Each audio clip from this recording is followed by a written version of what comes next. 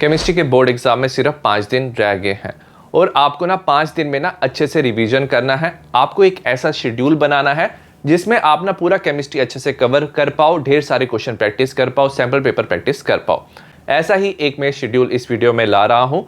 Next 5 days में हम पूरा केमिस्ट्री अच्छे से कवर करेंगे। लास्ट ईयर भी ना स्टूडेंट्स ने जो मेरा शेड्यूल फॉलो किया था उनके बोर्ड एग्जाम में 95 से ज़्यादा मार्क्स आए थे और मैं पूरा श्योर हूँ अगर आपने इसे फॉलो किया, अच्छे से सारी चीज़ें प्रैक्टिस किया तो आप ना बोर्ड एग्जाम में डेफिनेटली अच्छा परफॉर्म करोगे और आपके बोर्ड एग्जाम में 95 से ज़्यादा मार्क्स आएंगे। सबसे पहले हम बात करेंगे 22 फेब की, मतलब हम आज की बात करेंगे।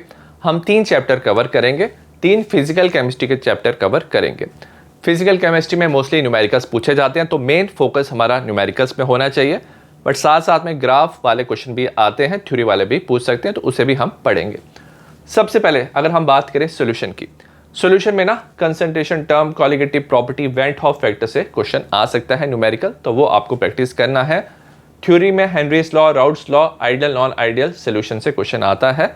एजियोट्रॉप उसके एग्जाम्पल से क्वेश्चन आता है। अगर मैं बात बताऊं, मेरे चैनल पे अगर आप जाओगे प्लेलिस्ट में तो जो भी मैं प्लेलिस्ट की बात करूंगा वहां पे आपको सारी प्लेलिस्ट मिल जाएंगी, ठीक है। तो आपको ना रिवीजन वीडियो देखना है, इसमें मैंने सारे इंपॉर्टेंट टॉपिक कवर किए हैं। आप वन शॉट भी देख सकते हो, बट मैं चाहता हूं कि आपका ना मेन फोकस ना क्वेश्चन सॉल्विंग में हो, क्योंकि क्या होता है फिजिकल केमिस्ट्री में स्पेशली ना जो क्वेश्चंस हैं वो रिपीट होते हैं, वैल्यूज डिफरेंट होती हैं बट क्वेश्चंस क्या आते हैं सेम ही पूछे जाते हैं। तो आप क्विक रिवीजन के वीडियो से क्या कर सकते हो, ये पढ़ सकते हो, ठीक है। उसके बाद आपको क्या करना है, आप ना मेरे डिटेल नोट्स, अगर आपको नोट्स चाहिए तो मैंने डिटेल नोट्स बनाए हैं, आपको टेलीग्राम पे सारे नोट्स मिल जाएंगे हर एक चैप्टर के, ठीक है। टेलीग्राम का लिंक डिस्क्रिप्शन में है। अब जैसे आपने चैप्टर पढ़ लिया तो आपको ना सारे फॉर्मूलाज अच्छे से याद रखने हैं। फॉर्मूला शीट आपको मेरे टेलीग्राम पे मिल जाएगा, ग्राफ शीट, यूनिट शीट भी आपको मिल जाएगा, तो पीडीएफ के साथ इसे अच्छे से रिवाइज करना। उसके बाद क्या करना है, आपको क्वेश्चन प्रैक्टिस करने हैं। तो पीवाईक्यू का वीडियोस है मेरे पास, तो वहां से आप क्या करना, पहले पीडीएफ ले लेना और क्वेश्चन सॉल्व करना। मेक श्योर करना कि हर एक टाइप ऑफ क्वेश्चन जो भी आपको दिख रहा है उसे ना लिख लिख के प्रैक्टिस करना, कैलकुलेशन सही से करना और सही यूनिट यूज करना। उसके बाद इंपॉर्टेंट क्वेश्चन भी आप प्रैक्टिस कर लेना। एक बार आपने ढेर सारे क्वेश्चन प्रैक्टिस कर लिए सपोज सॉल्यूशन के, उसके बाद ना आपको खुद का टेस्ट लेना। अगर आप खुद का टेस्ट लेते हो ना तो आपको समझ आता है कि इस चैप्टर में आप कोई मिस्टेक तो नहीं कर रहे हो। तो कॉम्पिटेंसी बेस्ड क्वेश्चन का मैंने प्लेलिस्ट बनाया है, इसका पीडीएफ आप डाउनलोड करके अपना खुद का टेस्ट लो, इस वीडियो से आपको सोल्यूशन मिल जाएगा। सो एज ए रिजल्ट क्या होगा, आप एक चैप्टर ना अच्छे से कवर कर लोगे और आप जब आप अपना टेस्ट लोगे तो आपको ये भी समझ आ जाएगा कि आप क्या मिस्टेक कर रहे हो। सिमिलरली इलेक्ट्रोकेमिस्ट्री में E naught of the cell, delta G, Nernst equation, electrolytic cell में conductivity, molar conductivity, Kohlrausch's law में limiting molar conductivity, degree of dissociation, Faraday's law से क्वेश्चन आता है। थ्योरी में बैटरी कोरोजन रिएक्शन, तो इसमें भी आपको ऐसे क्वेश्चन क्या करना है, प्रैक्टिस करना है, रिवीजन कर लेना, डिटेल नोट्स, फॉर्मूला, ग्राफ देख लेना, पीवाईक्यू इंपॉर्टेंट क्वेश्चन और खुद का टेस्ट ले लेना कॉम्पिटेंसी बेस्ड क्वेश्चन से। सिमिलरली केमिकल काइनेटिक्स में rate of reaction, rate law, rate constant से क्वेश्चन आता है, order, molecularity, zero first order reaction, Arrhenius equation, Ea, तो यहां से क्वेश्चन पूछे जाते हैं। इस चैप्टर में ना ग्राफ वाले क्वेश्चन भी आते हैं, ठीक है। तो इस चैप्टर के सारे जो भी ग्राफ्स हैं एक बार अच्छे से देख लेना, पीडीएफ टेलीग्राम पे मिल जाएगा। सारे क्वेश्चन अच्छे से प्रैक्टिस कर लेना, तो 22 फेब को आप पूरा फिजिकल केमिस्ट्री अच्छे से कवर कर सकते हो। मेन फोकस आपको न्यूमेरिकल्स में देना है। नेक्स्ट हम बात करेंगे 23 फेब की, इसमें हम 3 चैप्टर्स कवर करेंगे। 2 इनऑर्गेनिक के चैप्टर करेंगे, DNA block, element, coordination compound, और एक ऑर्गेनिक का बायोमोलिक्यूल्स। बायोमोलिक्यूल्स मैंने पहले इसलिए रखा है क्योंकि इसमें क्या होता है, पीवाईक्यू रिपीट होते हैं, 7 मार्क्स का होता है, बट ना सिमिलर टाइप ऑफ क्वेश्चन पूछे जाते हैं और मैंने देखा बहुत सारे स्टूडेंट्स इस चैप्टर को छोड़ देते हैं। मैं चाहता हूँ कि ये आप पहले चैप्टर कवर कर लो, इसमें आपके ना 7 मार्क्स ना पक्के हो जाएंगे, ठीक है। सबसे पहले डीएनए ब्लॉक एलिमेंट्स की बात करते हैं। इसमें प्रॉपर्टी से क्वेश्चन आता है, जैसे ऑक्सीडेशन स्टेट से कॉम्प्लेक्स फॉर्मेशन करते हैं, मैग्नेटिक, कैटालिटिक अलॉय, तो डिफरेंट प्रॉपर्टीज से क्वेश्चन आता है, एटॉमिक रेडियाई, तो ये आपको अच्छे से पढ़ना है।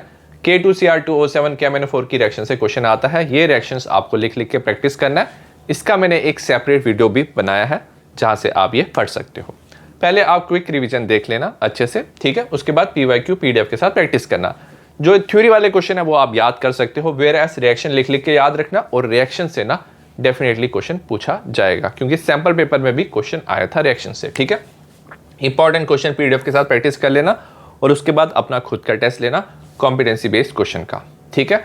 नॉर्मली डीएनए ब्लॉक, एलिमेंट और कोऑर्डिनेशन कंपाउंड में भी ना पीवाईक्यू क्वेश्चन रिपीट होने के ज्यादा चांसेस होते हैं। उसके बाद कोऑर्डिनेशन कंपाउंड पढ़ना है। इसमें nomenclature, oxidation number, coordination number, valence bond theory, crystal field theory, isomerism से ही क्वेश्चन आएगा। इसमें आपको रिवीजन देखना है वीडियो। उसके बाद PYQ PDF के साथ प्रैक्टिस कर लेना, इंपॉर्टेंट क्वेश्चन भी प्रैक्टिस कर लेना, कॉम्पिटेंसी बेस्ड क्वेश्चन से अपना टेस्ट ले लेना। नेक्स्ट अगर बायोमॉलिक्यूल्स की बात करें, इसमें ग्लूकोज की रिएक्शन काफ़ी इंपॉर्टेंट है, तो ये वाली रिएक्शंस लिख लिख के आपको प्रैक्टिस करनी है। सुक्रोज के बारे से क्वेश्चन आता है कि ये इन्वर्ट शुगर क्यों है, ठीक है। Polysaccharide, protein, essential non essential amino acid, vitamin, DNA, RNA से क्वेश्चन पूछा जाता है और इसमें हाई चांसेस हैं कि PYQ रिपीट हो।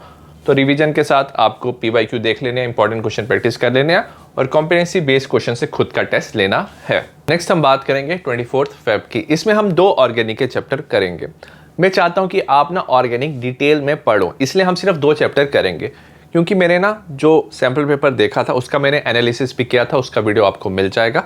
उसमें मैंने देखा फिजिकल और इनऑर्गेनिक के जो क्वेश्चन है नॉर्मली ना सिमिलर टाइप ऑफ क्वेश्चन आ सकते हैं, बट ऑर्गेनिक में थोड़ा कॉम्प्लेक्स क्वेश्चन भी पूछ सकते हैं। उसके लिए आपको ना ऑर्गेनिक डिटेल में पता होना चाहिए। तो 2 चैप्टर कवर करेंगे, जैसे क्विक रिवीजन हम देख लेंगे, उसके बाद आपको ऑर्गेनिक रिएजेंट अच्छे से याद रखने हैं। इसका PDF आपको टेलीग्राम पे मिल जाएगा, फ्लो चार्ट का भी PDF आपको टेलीग्राम पे मिल जाएगा। जितने भी मैंने फ्री नोट्स दिए हुए हैं अपने चैनल पे, उसका एक सेपरेट वीडियो है, वो भी आप देख सकते हो। उसमें आपको पता चल जाएगा मेरे चैनल पे कौन कौन से फ्री नोट्स हैं, ठीक है। Name, reaction, distinguish test, mechanism. अगर देखें ना, मैंने ऑर्गेनिक के लिए एक सेपरेट प्लेलिस्ट बनाया जिसमें मैंने सारे टॉपिक कवर किए सेपरेटली, जैसे नेम, रिएक्शन, मैकेनिज्म जो बोर्ड एग्जाम के हिसाब से हैं, NCERT सारे कवर किए हैं। Organic reagent, distinguish test, reason based question, flow chart, organic conversion, acidic basic strength, identify ABC, physical properties, तो हर एक चीज मैंने कवर किया हुआ है, ठीक है। तो पहले चैप्टर पढ़ लेना, उसके बाद ऑर्गेनिक रिएजेंट याद रख लेना, फ्लो चार्ट से PDF के साथ याद रख लेना। नेम रिएक्शन पढ़ लेना, क्योंकि कई बार डायरेक्टली नेम रिएक्शन बोर्ड में आ जाएगा। डिस्टिंग्विश टेस्ट से क्वेश्चन आ सकते हैं, मैकेनिज्म, इसको आप पढ़ लोगे तो आपका थोड़ा कॉन्फिडेंस इंक्रीज होगा। उसके बाद आपको PYQ प्रैक्टिस करनी है। मेक श्योर करना कि आप रिएक्शन लिख लिख के प्रैक्टिस कर रहे हो, नहीं तो आपको भूल जाएगा। उसके बाद कन्वर्जन देख सकते हो, जिसमें आपको प्रॉब्लम आ रहा है, तो किसी भी टॉपिक में आपको प्रॉब्लम आ रहा है वो वीडियो आप देख सकते हो। नॉर्मली स्टूडेंट्स को कन्वर्जन, रीजन बेस्ड क्वेश्चन में प्रॉब्लम आता है, वो देख लेना। अगर आपको identify ABC, acidic basic strength भी देखना है तो आप देख सकते हो। उसके बाद आप इंपॉर्टेंट क्वेश्चन PDF के साथ प्रैक्टिस कर लेना। कॉम्पिटेंसी बेस्ड क्वेश्चन से आप क्या कर सकते हो, अपना टेस्ट ले सकते हो, ठीक है। तो ये 2 चैप्टर पढ़ने हैं। साथ साथ में जब आप ये 2 चैप्टर खत्म कर लो ना, तो आप क्या कर सकते हो, जो आपने ऑलरेडी चैप्टर खत्म किए हैं फिजिकल और इनऑर्गेनिक के, वो थोड़ा सा आप रिवाइज भी कर सकते हो। 25 फेब में हम ऑर्गेनिक के लास्ट 2 चैप्टर होता है। 25 फेब में हम ऑर्गेनिक के 2 चैप्टर कवर करेंगे, aldehyde, ketone, carboxylic acid and amine.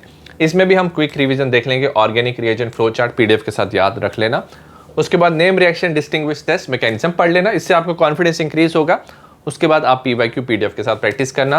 Conversion, reason based question, identify ABC, acidic basic strength वाले क्वेश्चन आप देख सकते हो। इंपॉर्टेंट क्वेश्चन PDF के साथ प्रैक्टिस कर लेना, बट ये मेक श्योर करना कि आप ना इवनिंग तक ना ये सारी चीजें अच्छे से प्रैक्टिस कर लेना। ये दोनों चैप्टर कंप्लीट कर लेना। अमाइन छोटा चैप्टर है तो आप जल्दी कंप्लीट कर सकते हो। मैं चाहता हूँ 25 फेब को ना आप एक सैंपल पेपर भी प्रैक्टिस करो। मैं भी एक सैंपल पेपर रिलीज करूंगा, वो आप प्रैक्टिस कर सकते हो। 25 फेब में आपको 2 चैप्टर पढ़ने हैं, क्योंकि आपका पूरा सिलेबस कंप्लीट हो जाएगा। तो एक सैंपल पेपर प्रैक्टिस कर लेना और इसमें चेक कर लेना कि आप क्या मिस्टेक कर रहे हो। नेक्स्ट हम बात करेंगे 26 फेब की।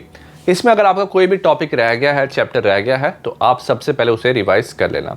उसके बाद ना आप क्या कर सकते हो, सारे PYQ एक बार देख लेना कि कहीं पे आपको कोई प्रॉब्लम तो नहीं है। PDF के साथ आप जल्दी रिवाइज कर सकते हो, ठीक है।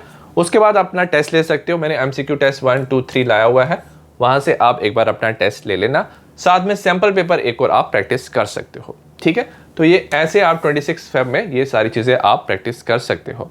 तो आप ना बिल्कुल रिलैक्स रहना। जो मैंने बताया अगर आपने फॉलो किया तो डेफिनेटली आपका केमिस्ट्री स्ट्रांग होगा। पूरा अपना बेस्ट देने की कोशिश करना, डेफिनेटली आपका एग्जाम अच्छा जाएगा। All the best for your exam.